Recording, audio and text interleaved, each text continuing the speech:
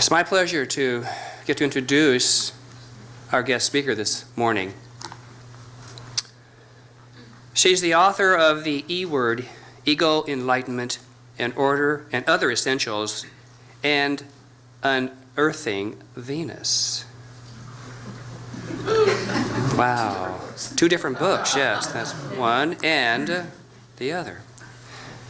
She's a dauntless explorer of inner and outer worlds, has a master's degree in psychology, and writes and teaches about the ego, transpersonal and transcendent consciousness, and evolution. The former editor of the Bleeping Herald newsletter for the film What the Bleep Do We Know? She currently writes for What Doctors Don't Tell You magazine, it's out of the UK, and blogs for the Huffington Post. And guess where she lives? In the Pacific Northwest. So, you're our neighbor. Please help me welcome Cate Montana. Thank you. So good to be here. Thank you. Good morning. Wow, that's bright. It's wonderful to be here in Chico. On the drive down, I was just amazed at how green everything was. It's just plain soggy in the Pacific Northwest. And I thought I would escape to blue skies down here, so I'm still kind of waiting. But Friday was cool. This morning, I'm going to talk about the ego, evolution, everybody's favorite topic, of course, the ego, evolution, and trying to get a handle on our times, which is kind of difficult right at the moment because we're all at 6s and 7s, especially ever since the recent election when everything seems to have been turned on its head. We have divisive factions like never before showing up, and it's all in our face. And our leaders are taking us in a different direction than we thought we were going. Wow, we thought we were headed down this amazing, beautiful evolutionary path where we were finally setting aside our differences and beginning to acknowledge our sameness with our brothers and sisters, where we were blessed to accept other ethnicities, other religions, other sexual preferences, and all of a sudden, and our environment, we're taking care of our mother and making great strides in evolution. And then, and then the last 6 months, what a surprise, which has showed us that there are other factions, there are other ideas, there are other states of consciousness, there are other mindsets that we knew about, but we thought we had transcended and gone beyond. Doggone it. So the trick is, and the big question is, well, why the hell has this happened? And there's actually a really simple and rather elegant answer. And it's, we don't know who we really are. We think we do. We have labels like we're Homo sapiens sapiens. Wise, wise man. Right. The man that knows he knows. But what do we know? What do we know? We have a tendency in this human life to think, because we've got names and words and labels, and I forgot to look at my watch so I don't overrun, okay, that we know what we're talking about. When we talk about the ego, we think we know what that is. We think we're men and women. We believe we're spiritual people, or not. We believe we're bus drivers and teachers and farmers and doctors and dentists. But these are just the labels that we actually use. These are the what, not the who. And we think, well, you know, I have an ego, I know that. But who is it that has the ego? And what is that sucker anyway? What is that? What is that ego? So I'm standing up here today talking to you. I'm going to have to backtrack just a little bit and give you a tiny bit of context so you can get a handle on why I'm up here talking in the first place and how I've come to know what I know. My ego ran out when I was about 30 years old. I did life's happiness formula to the max. I had a great career in network television. I ran as fast as I could to become a success, have lots of money, have my great career, my great partner, husband, my swimming pool, my foreign car in the garage. Never got a 401k though. And I thought I was it. I was in a male-dominated world working in network television, sports television, and I was hot.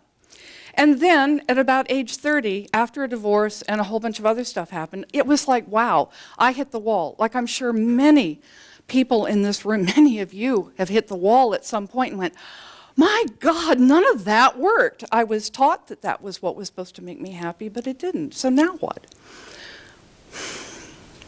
I wasn't interested in going backwards into my Catholic and Episcopalian roots. Those religious sentiments never seemed to make much sense to my heart or my mind. And so I embraced New Age spirituality. And I embraced it with a vengeance. I'm a type A personality. And I quickly learned that, well, at least what I thought, the whole point of the spiritual path was to become enlightened. Hence the title of my book, The E Word. Part of it's in the ego and the rest of it's enlightenment. And I went after enlightenment whole hog because that was going to be the state of mind that would give me peace, that would finally bring answers to a questing mind and heart that felt lonely and alone and frightened and competitive and aggressive because that's what I've been trained to do, but yet at the same time yearning for connection and love and genuine peace. And where was I going to find that in my world? So I had to find it within. But I was going to dominate. I was going to become enlightened, preferably before all my friends. So I could stand up on a podium like this and go, well, let me tell you how it is. It couldn't be my ego talking.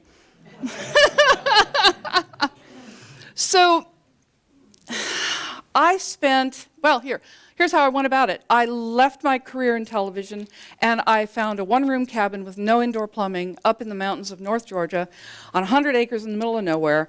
And I stayed there for 3 years and did nothing but meditate my ass off. And then I replicated it again in another cabin in the Pacific Northwest for another 3 years. And when I ran out of money, I became a journalist so I could stay home and write and center my whole focus and my practice and my time and my life around my spiritual inner pursuit of discovering who am I. And that was my primary question to answer is who am I? And I meditated anywhere from 4 to 14 to 24 hours a day, as much as I could. And I pushed, and I pushed, and I pushed, and I pushed. And I hit another wall. Big surprise. Because what was pushing was my ego, my separate self who thought she was going to attain enlightenment. And then one day, and it was in 1997, I walked downstairs and I looked at my meditation mat on the floor at 4 a.m. And I was exhausted. I was exhausted. I just looked at that and I just went, oh, screw it. Actually, that's not what I said, but anyway, I was a sentiment. And I just flopped down. I didn't put on any music. I didn't light any incense. I didn't do a mantra. I didn't do a chant. I didn't do any mudras. I did close my eyes. And I just surrendered and gave it up. And don't you know, in that moment, of course, Cate Montana just disappeared. And even to try to language this, that's the difficulty. I was going to say I was left with vast peace and infinite, connectedness and unity consciousness. But there was no I to experience that. And that was the experience. There was no one home to go, wow, I'm liberated, I made it, yes!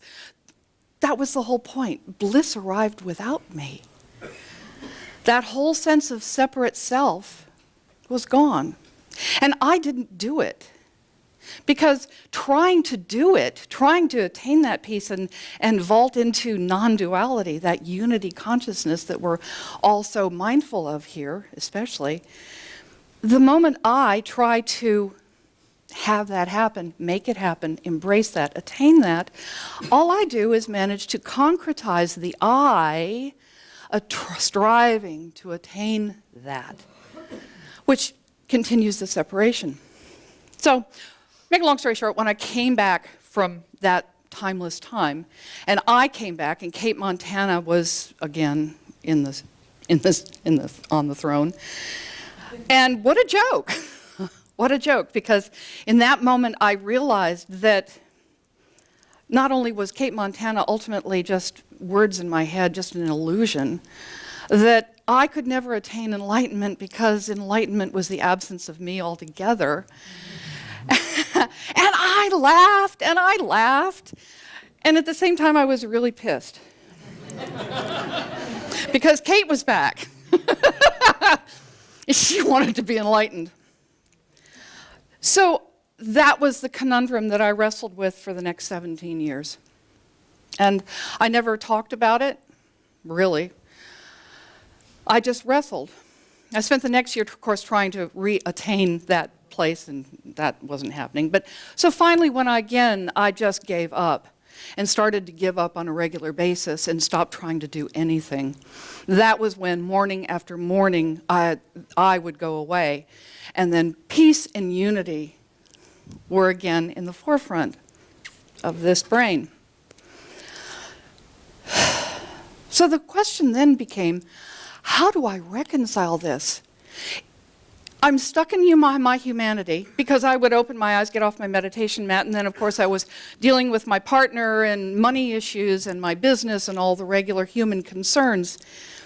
And then there was that morning hours of not being me, and that peace that passes all understanding, and the answers that just, there's no questions. So why bother with answers? It's all just known. I am. I am. Full stop, no story. Back and forth and back and forth and back and forth for 17 years. How to reconcile this? There was no reconciliation between these two states of mind. Finally, in 2014, Spirit just said, look, sit down, write what you know about this strange dichotomy. I called it the two realities, the human reality and unity. So I started writing the E word. And it was in the writing of the book that I remembered my psychology background, back from when I was in my 30s. And I remembered that there's actually a middle ground state of consciousness called transpersonal awareness. A psychologist that I was really enamored of, who was actually dead at the time, but I just loved his work, was Dr. Abraham Maslow. And he talked about the evolution of the personal ego from the limited, very physically based, personal, very boundaried, skin boundary, this is me, to a 6-level journey of evolution into love and belonging, and then self-expression. And then finally, the capstone that he discovered at the very end of his life was something that he dubbed transpersonal awareness. And it's a state of mind where I'm still me, and you're still you. There's still the human ego personality there. So enough of the, let's kill the ego, let's give it a drubbing, let's kick it out the door, let's, dissolve it, trash it, do whatever. There's nothing wrong with the ego. The ego is simply our sense of self, who we think we are, who we're taught to think we are. If we didn't have an ego structure of some sort, we wouldn't be able to function. I certainly wouldn't be up here talking to you because there would be no differentiation, there'd be no conversation. So the ego is not a bad thing. The trouble is, back to that original thing, we don't know who we are. And we think we're our egos, and we don't even know really what the ego even is, or how it came about. So our problem is ignorance. Big surprise. So now the whole point comes is, okay, how do we vault beyond being ignorant, and how do we, okay, if the goal isn't enlightenment, if that's actually an impossibility that's going to happen maybe or not, that isn't the point really, because then I'm not even alive and left standing, because enlightenment is basically death of the personal self. So that's not what we want. I don't know about you guys, but I wanted to be happy. I wanted to be me, comfortable in my skin suit, loving, no longer frightened, no longer feeling like I was separate, no longer feeling like I had to somehow claw my way through life and make it happen so that I could survive another day, another lifetime. So I was overjoyed to discover there was a middle path. So now the trick became, how do we train ourselves into that transpersonal state? Well, it seems sensible to understand what the ego is, first off. Understand its structure and how it runs the show and why it runs the show. So when we come into this world as tiny little babies out that birth canal, and we get shoved into this world, it's like, oh my God, it's a tsunami of sensory data and overload. My eyes, my ears, my nose, tongue, skin, oh my God, there's light and sound and wet and dark, and oh my God, it's a tsunami. 11 million bits of sensory data a second assault that little baby's brain, telling it one thing: I am physical, physical, physical, physical. Body, body, body. Oh my God. If the baby had words at that moment, it would go, oh my God, I'm in a body. But it's an unconscious message that our senses give us. And if everybody in the world could understand that one thing, that our unconscious 24/7, 11 million bits of sensory data every second, still informing every one of you in the audience and me right now. I'm physical. Hey, look, I got skin. I could swear I'm not you, or you, and you're over there, and I'm over here, and there's distance, and there's boundaries, and there's limits. It's just common sense. So that's our unconscious, that's the ocean we swim in. You know that whole saw about trying to explain water to a fish? That's what trying to explain the ego to a human being is like. It's like trying to explain water to a fish, because it is so unconsciously ingrained in us that we are physical.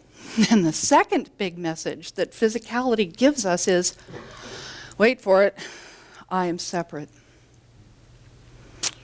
And with that second message hammered into us every waking moment, all of our lives, we think we're separate. You're over there and I'm over here. And I've got a skin boundary, and I can be hurt. I can be hurt physically, emotionally, mentally. So I'm vulnerable. This body tells me I'm vulnerable. So I begin to build an identity. When I learn language, Mommy and Daddy say, oh, Kate, or Susie, or Ralph, or Harry. Oh, Harry, Harry. And the little baby brain doesn't know what that sound is, but all of a sudden, around 12 months of age, the brain goes, oh, Harry. Oh, I wonder if that has, oh my God, I bet that is associated with this strange feeling I have that I'm separate from Mommy. You know, Mommy's over there and Daddy's over there, and they're outside of me, and everything that I hunger for, the bottle, my strained peas, it's all outside me. You know, and I've got this skin suit, and my teddy bear isn't me, and I can tell tactily that there's other things out here. Unconscious. And then we have a name. And this is the beginning, the spark of where our ego starts to form, is when our brain, it's all pre-verbal, goes click, Kate. Oh, but that's, And then I learned pronouns. I and you, us and them, me. I learned language. I learned that I'm a girl. I learned my socioeconomic bracket. I learned things in school. I learned my history. And all of those thoughts ends up just being thoughts in my head, nothing really concrete about it, inform me that I am me. I'm a white chick raised in upper middle class Virginia, and I'm Episcopalian, and I'm this, and I'm this, and I'm this, and that's how the ego is born. And it all hangs like a suit of clothes on a hanger, and the hanger is that original message of, I am physical, I am separate, I am vulnerable. Now, this message unconsciously is why we have the situation we have today. We look around us, we look at Donald Trump, for example. He's the quintessential, God bless him, example of an ego that has no idea that there's anything outside of his personal skin suit going on. Me. I. My way or the highway. Well, and then we have somebody like Bernie Sanders. A totally different mindset. So we've got this pristine, glorious example right in our faces right now on the political stage of two different levels of evolution. A Donald Trump who is very fear-based, obviously very locked into the sense of I am physical and therefore vulnerable, unconscious. Therefore, I have to build walls. I have to have a greater defense budget. I have to have weapons. I have to have divisiveness and factions. Fear-based from our ignorance and our unconscious belief that we are separate and therefore vulnerable. And then we have a Bernie Sanders. Now, Bernie is a beautiful example of a transpersonal personality. He has expanded his ego sense of self into a place where he understands that we are all one, that what I do to the earth, I do to myself. I wouldn't be surprised if he didn't know about quantum physics. That of course, quantum physics has told us in the last 100 years that we've finally proven scientifically what the great mystics of all time have always told us. Yes, we are one. There's more going on than we know. And quantum physics now says that there is no such thing. I can see that this looks and feels tangible and that there's a boundary, but it's actually the quantum sea. Undifferentiated, boundaryless, limitless. There's nothing between me and you and you and you. Nothing. We are all one in this wave of energy and information. And even science tells us this. So now it's time for my prop. I'm always out of luck when I forget to drag this up here. So now the thing is how do we teach ourselves how to expand the ego? Not inflate the ego about me, my. How do we expand our sense of who we are into this transpersonal state of mind that acknowledges and starts to perceive life as this fluid, boundaryless give and take, and sees my brother and my sister and my neighbor as myself, as a lived reality, not just a religious philosophy. So the trick comes, and this is why this is why Spirit ended up booting me into the author of, being the author of the E-word, is to teach, to train, to give exercises, meditations to people to be able to expand the personal limited sense of self into transpersonal unified territory. So here's one of the things that I've found is amazing. We need tools. We need things that our brains can hold on to and latch onto to give us the reality, not just words, that we are one. So I have to credit Dustin Hoffman in the movie I Heart Huckabees for this. It's still one of the grandest, most elegant explanations of this is all of creation, okay? This is the is. This is the quantum sea of forever infinite consciousness intelligence. This is creation, the blanket. Now, here I am. And here you are. And here's Donald Trump. And here's Bernie Sanders. And here's the Eiffel Tower. And here's my friend Jody's golden retriever, one of them. And here's the star Alpha Centauri. And a pastrami sandwich. On and on and on. It's all one thing. It's all one thing. So this is a visual that helps us get a handle on this so that we can not be ignorant and isolated in these boundaried skin suits, you know, thinking I'm me and you're you and never the twain shall meet. So remember the blanket. I'd like to, I think I've got time to do a meditation real quick. Yes, I do.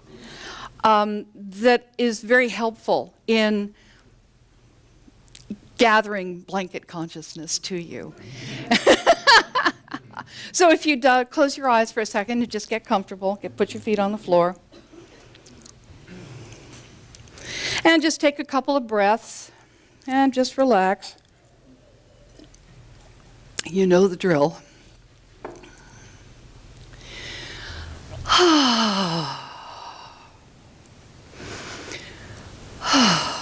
I'd like you to become aware of your presence in your body.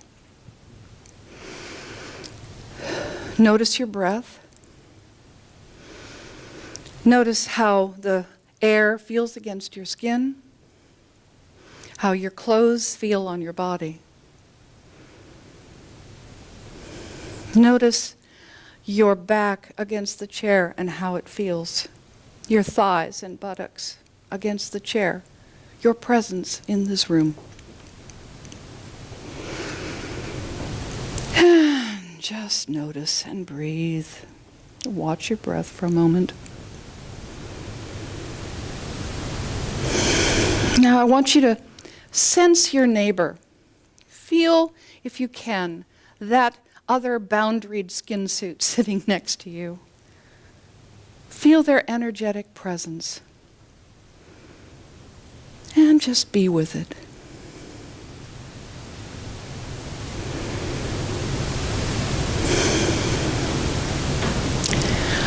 Now, what I'd like you to imagine is a big eraser, a blackboard eraser. And that blackboard eraser is just going to come and you're going to start at your feet and you're going to erase your feet. That skin boundary is going to go away. So erase your feet and your ankles and bring that eraser up your calves to your knees and just erase the whole outline, your thighs and your buttocks and your torso, waist and hips. Bye-bye. No boundary, no borders, no skin suit.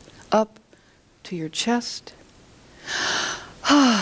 Your shoulders disappear, your arms, your hands. No borders, no limits. And then finally erase your head and face. And then let the eraser go. No borders, no boundaries. I am the blanket, quantum information, a sea of limitless, infinite energy. Sense your presence and your boundarylessness.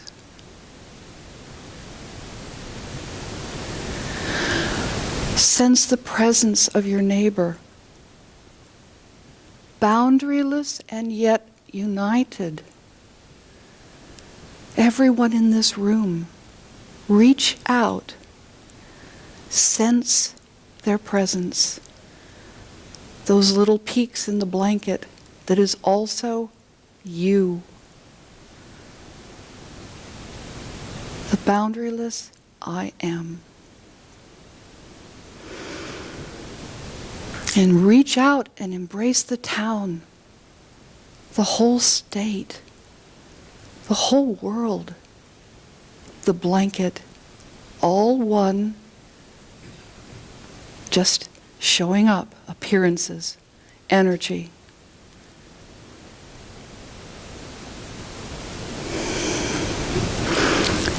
Now slowly bring your consciousness back to this room and back to your body, and let your body re-solidify. Give yourself edges, boundaries and borders once again, and a face. And breathe and be present, and when you feel like it, open your eyes.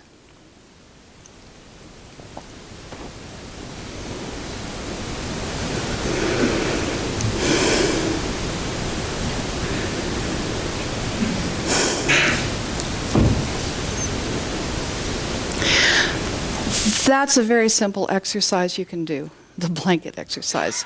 Thank you, I Heart Huckabees and Dustin Hoffman. There are a couple of other exercises. This is one I talk about in my book.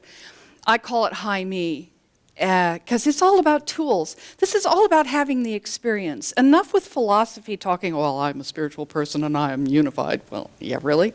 Because we've got that 24/7 message, I am separate, I am physical, going in our brains. So everything we can do with our eyes open to rework this head, this mind of ours, into a more unified recognition of reality, of what's really going on, the better. So here's the High Me exercise.